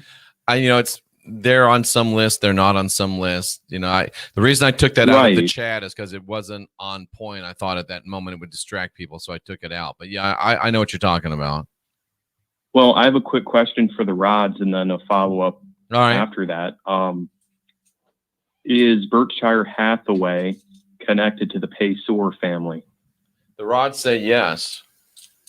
Because Warren Buffett, the reason why Warren Buffett gave so much money to Creepy Joe for his political campaign was to shut down the Keystone XL pipeline because of his railway system. Oh, and he's making the money because it's staying in the rails. That's right. The Paysor family, when they came over here to America, they built one of the first Western railroads. Oh, I didn't know that. They also own AT&T Communications. Wow. Yes. So not only were they pioneers in transportation, they also own a lot of communications tech, which connects over to Nashville with what was going on with the Batman AT&T building. Oh, it all comes back full circle, doesn't it? Yep. They're probably very much involved in the human trafficking for adrenochrome harvesting. I think they probably are 100%. And, if the rail, here's just a weird thought. Maybe the railways are heavily involved in that, and we got to keep the railways profitable and running to keep the adrenochrome and stuff flowing. Jeffrey, why do you think in the narrative of the concentration camps, railways make a very stunning appearance many times in these fabricated stories? Tell me why you think that is so. Because they are delivery systems for the sweetbreads. Oh, man. That's good. That's really, really good. Isn't that messed up? It is messed up. It's terrible. It's terrible. And another thing, too, adrenochrome, I'm realizing now, I think you should do a show on Stanley Kubrick's Eyes Wide Shut. Oh, that's a decent one. Yeah, I think if you took the symbology that's in that movie, especially all the weird circumstances that there were 4 different versions of the movie, and the one that they released was not what Stanley Kubrick would have wanted, and he died like shortly thereafter. They removed a lot of what he shot for the film, and they allowed certain things to be kept in there for, I think, the free will disclosure part. But I think they removed a lot of the stuff that was a little too on the nose, that was exposing what these secret societies are into. And you know, it's funny. There's a certain YouTube presenter that we won't name, but you can't know this guy for more than 3 or 4 minutes before he's showing you this video of him with Tom Cruise and Nicole Kidman promoting that movie. And here's this guy who's supposed to be a great prophet, a great Christian teacher. And he tells you he's been in Hollywood. He tells you he's been in Israeli intelligence. He tells you that he was promoting Eyes Wide Shut. And yet people continue to flock to the channel. I just don't understand how people can be so irrational. Did you happen to watch that video from that email? Did you see that? I haven't seen it yet, no. But it's a very good expose on that. And really the what they are doing by consuming people and blood is they are undergoing alchemical transformation, basically. They are consuming other carnivores, and as a result of that, that's why we get those degenerative diseases like Kuru, because we're not supposed to eat other beings that we're at the top of the food chain. If you really think about it. And we shouldn't be eating our own kind because of that alchemical reaction. When we consume lower animal life on the spectrum, I think what we are doing by honoring their spirit, we're consuming that energy and then transforming it into perpetuating life. So while we're taking life, we're also trying to use that energy creatively to propagate more life. Good call, Brandon. I appreciate it. I got people lined up complaining they're on hold for 15 minutes. We'll just roll through. It's Late Night in the Heartland. You're live with Jeffrey Daugherty. Yes, Jeffrey, this is Tim in Mount Shasta again. I'm sorry we lost the connection. I don't know if you cut me off, but I cut you off. You were wandering down some paths that we don't want to go to. So just try to keep things concise and give us a good point or two and let us have something good. I went on the do word, I guess. I don't know. I'm sorry. Yeah, we don't want to say that. We'll learn our lesson though. We'll learn it. We'll get it straight. Well, I'll help you. I'm here to help you. It's Late Night in the Heartland. You're live with Jeffrey Daugherty. Hi, Jeffrey. This is Shares Fox. I follow you on Facebook. Yes. How are you? Yay. I'm good. How are you? I'm excellent. I'm always happy. You send me a lot of really good emails too. It is so good to talk to you. I just wanted to let you know 2 things really quickly. I was born a Sikh. I still am. And you were born a Sikh. Interesting. S-I-K-H. Yes. Okay, so I'm East Indian. But at some point, I invited Jesus into my life. Wow. I'm sorry, I can't keep up always with the words, but I'm just so excited to talk to you tonight. Anyways, I went down this dark path where I ended up having a horrific demonic experience that led me in the hospital. And I'm going to tell you one thing. You saved my life. Wow. Your work has made my brain make sense of what happened to me. Like, I'm almost about to cry telling you this. Wow. Now I you're going to watched make me it very cry. You're going to different. make me cry. I'm glad the So camera's not you're, on. you know, you're doing something phenomenal. But I'm going to write a book one day, and you'll hear about it at that point. But what I wanted to let you also know is when I went to India in 2018 with my mom for the first time since I was a child, I saw that people were getting paid very little money, but they were taking the money to convert to Christianity. And they were actually practicing Christianity in a more Catholicism manner. And I've never in my life seen so many upside down stars and upside down Christmas trees hung up. It was Wow. insane. Picked up such a bad vibe there. But again, I had a great time. I was in the village and I lived there with my grandma, and I got to see her before she passed away. But I just wanted to let you know that there's something really weird going on if people are being paid to sell their soul essentially to this cause, this badass cause, right? It's a horrible thing. Wow. And I never had mental illness before I invited Jesus into my life. And Boom. since I have started to make sense of it, I've never had it again. That makes so much sense. And you pronounce your name. How do you pronounce your name again? Shares. S-H-A-R-E-S. Shares. I want to call you Cherise like everybody else, but it's Shares. Everybody does, but I like shares because I'm trying to share myself with other people. Shares. I'm trying to find the guts to do it. Keep sending me the emails. I really appreciate it. You're a lovely person, and it's a privilege to know you. You too. Thank you. Bye. Bye-bye. Wow. You know what? Some nights it just makes it all worth it when you get some calls like this. You guys are the best. It's Late Night in the Heartland. You're live with Jeffrey Daugherty. Yes, again, I think we got cut off. And I was going to ask you a question. What's the question, my friend? Okay, well, we're talking about how I was shocked about hearing all that. Yes. And yes, and then I was thinking, okay, so after I found out about the sacrificing and all that with the children, I was thinking, I wanted to ask you, so, because I don't understand, do you think it was hard for him then to sacrifice his only son to die a brutal death for us? Well, that's the whole thing. He didn't. It's all a story. It's not true. And it's all true. It's not true. It's a lie. It's a story that's made up. So, no. It's Late Night in the Heartland. You're live with Jeffrey Daugherty. I finally got on. Oh, it's been hard tonight, huh? Oh, yeah, Ben, you're smoking them tonight now. Hey, you're going to have to do like Charlie Chaplin, put 3 phones on your desk and then try to answer all 3 of them. Oh, like Charlie Chaplin. He was a piece of shit, though, Yeah. that Charlie Chaplin. But anyway. I know. But I've Hey, seen that. That's funny. You're a friend of, what did I say, friend? Anyway, you like Waylon Jennings, right? I do like Waylon Jennings. He was my Waylon, first favorite. Waylon gave up his seat on the plane to the Big Bopper. Did you know that? I did know that. Waylon was supposed to be on that plane that went down, and he gave his seat up to the Big Bopper. That's right. Yeah.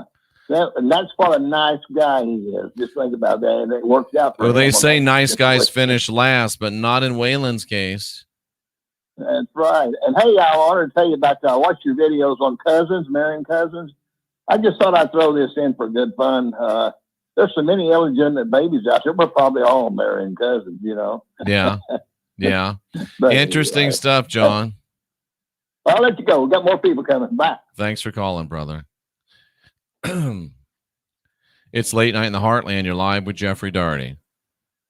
Interesting stuff, John. Hello. Hi, you're live with Hello? Jeffrey Daugherty. Oh, hello. Well, this is the first time I've called you, and I wanted to talk about. Well, we're talking about sacrifice, and we're talking about Christ insanity, and that's all about. This is Walking Bird, by the way, and this is all about blood sacrifice and cannibalism and the death cult that is Christ insanity. I agree. And yeah, and the thing that I left the church when I was about 17 years old. And the reason I did was because of the feeling that I had about their treatment of animals or their superiority to animals. And I became a vegetarian at about that time. That was about 50 years ago.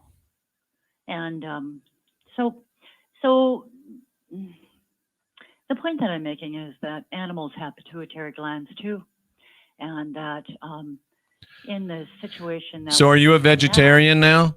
I'm a vegan. Well, I'm a whole food plant-based person. Well, you know that plants also are sentient, right? I don't know, not for... I'm not... I don't want to position that as a... But you just positioned meat eaters. Why don't you want to have the balanced Yeah, and I don't presentation? Want to do that. I don't want to do that. Okay, goodbye. You don't get to decide what discussions we have. I get to decide. And if you want to be good for the goose, you got to be good for the gander. So, yeah, you don't get to decide. I get to decide. If you would like to do a show, I'll call in and we can do it your way. But, we're going to talk about both sides.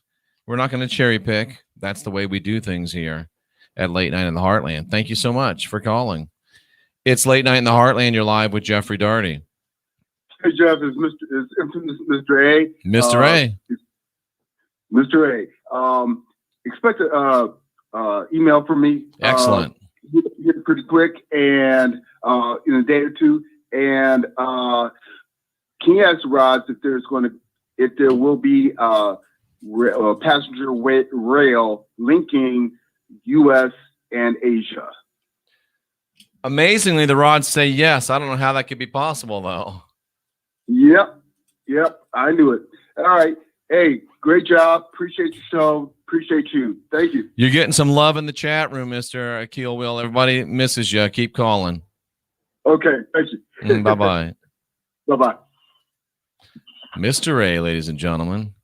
It's, I got to press the green button first.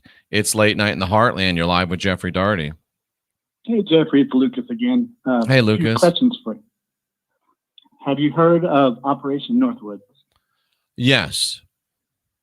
I saw you did a show a long time ago on false flags, but I didn't see that one in particular. Maybe you could do a show on that. Yeah, I'll write that down. That's definitely worth considering. Smoking gun, in my opinion. Then I have a few questions for the rods, too. Okay, just a second. I'm writing this down. All righty, then. What are your questions for the rods? Go ahead. Is Robert David Steele controlled opposition? An emphatic yes. Is Steve Pajzenik controlled opposition? An emphatic no. Steve Pachinik, I think you mean. Steve Pajzenik, yeah. Is Cynthia McKinney controlled opposition? I don't know who that is, and it says sort of yes. Okay, great. Thanks, Jeffrey. Hey, my pleasure. Take care. Bye. It's Late Night in the Heartland. You're live with Jeffrey Daugherty. It's Late Night in the Heartland. You're live with Jeffrey Daugherty. Hey, Jeff, we're getting to my point. I'm sick and tired of all these people calling in about, not eating meat. My dad would love to eat meat right now. He's under 120 pounds, so I'm hoping that on Tuesday when they get the results of his scope that we can figure out what the hell is going on with him, because it's not fun. So I'll bet. People out there, shut the hell up. Absolutely. Stop complaining about eating. When my dad wants to eat and he cries because he can't even eat. So anyways, that's enough about that. Yeah. But I concur with Brandon, not Brian. Up here in Belleville, Ontario, they were doing roadblocks on the railway, and I'm guaranteed it was Soros's people, because they were all here protesting for the oil and that, the crude oil and the pipeline and that up here. Right. So he would send his guys out here all the time. But he's just the same thing as Buffett. They don't like this, like Brandon said.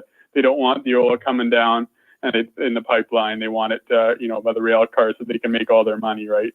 Absolutely. So, yeah. Let me ask you a And I tried question. calling in last. Sorry, go ahead. Do you think that the Lightning should deal Stamkos? See, I'm from Toronto, and so is Stamkos, and I used to go, as you know, my parents lived in Largo for many years. I used to go down there all the time. the nicest guy you ever want to meet. Really nice kid. But I mean, he gets hurt all the time. He does. I mean, they've got a lot of good players. I mean, if they could trade him for something, just like me growing up in Toronto, like being a huge Wendell Clark fan, but we traded him for Matt Sundin. So Yeah. if you can get something good for him, you have Brayden Point, you've got Hedman. I mean, you got lots of talent. And you got Kucherov when he comes got a back. decent goalie. Exactly. Yeah, So, I would have. because he's been with the team for so long. It would be. It's too bad. It's just the reality, the finances of the game. But I think they should deal him. Thanks for calling, Get Dogger. I really appreciate it. Really appreciate it. Oh boy, thanks for holding so long. You're live with Jeffrey Daugherty. Oh, hi, it's me again, Lana, Jeffrey. I guess we got disconnected, but I had a question for you now after we were talking about. All right, what is it? other We're almost things. out of show. Oh, okay. I just want to ask you real quick, right? So what happens to us after we die then, and who created us? Well, we were created by the divine, and what happens to us after we die depends upon what we do while we're living. It's late night in the heartland. We have just a few minutes left. What's on your mind? Howdy, Jeffrey. Hey. I had a quick question for the Rod. Sure. Is my teacher deep state? The rods say it looks that way. Oh no. And then another question about her: is she actually teaching something good though? No answer from the rods on that. Since we only have 2 minutes left, we're going to grab another call. Oh, there aren't any other calls. I feel bad. But if she's deep state, why would you want to continue to listen to her? That's just my question. It's late night in the heartland. You're our last caller. What's on your mind? Hey, what's up, Jeffrey? Hey. Grim topic. Okay. Right? The whole thing, but it needs talked about. But I just want to say that I don't think anything's ever changed from the Old Testament days. To a degree, it's underground. I agree. And it sounds crazy, right? But there could be as many as like 30 million children a year worldwide, like gone missing. I know, it's horrific. It's almost beyond what a normal human being can wrap their fucking head around. It is, and it is. So it's I'm just glad you're horrific. exposing it. And it all You're goes back to exposing- this. Nobody wants to talk about it, and everybody wants to defend Christianity. Christianity is where it starts. Until we get rid of Christianity, we're always going to have the seeds of communism, and we're always going to have the seeds for the child abuse and the ritual child sacrifice. Christianity has got to go. Thank you so much for bringing the show to a close on that. That's powerful. Like Brandon says, keep your children close. You've got to keep your children close these days. And for God's sake, don't let them go off on some bus to the children's church. Keep your children close. Don't let your kids out of your sight. It is one of those things that we've just got to stand strong on right here. We got to stand strong on right now. Ladies and gentlemen, come on. Keep your kids close. Let's stick together. Let's stay strong. We are the last generation of real humans. And I still believe that things are going to be better than they've ever been sooner than you can ever imagine. But we've got to realize we're divine, we're sovereign, we're free. We've got to unindoctrinate ourselves, and we got to get busy. I'll see you on Monday for another edition of Late Night in the Heartland and on the Christian Whistleblower channel between now and then. Thank you. It's Late Night in the Heartland. Thanks for making my day. Thanks for making my week.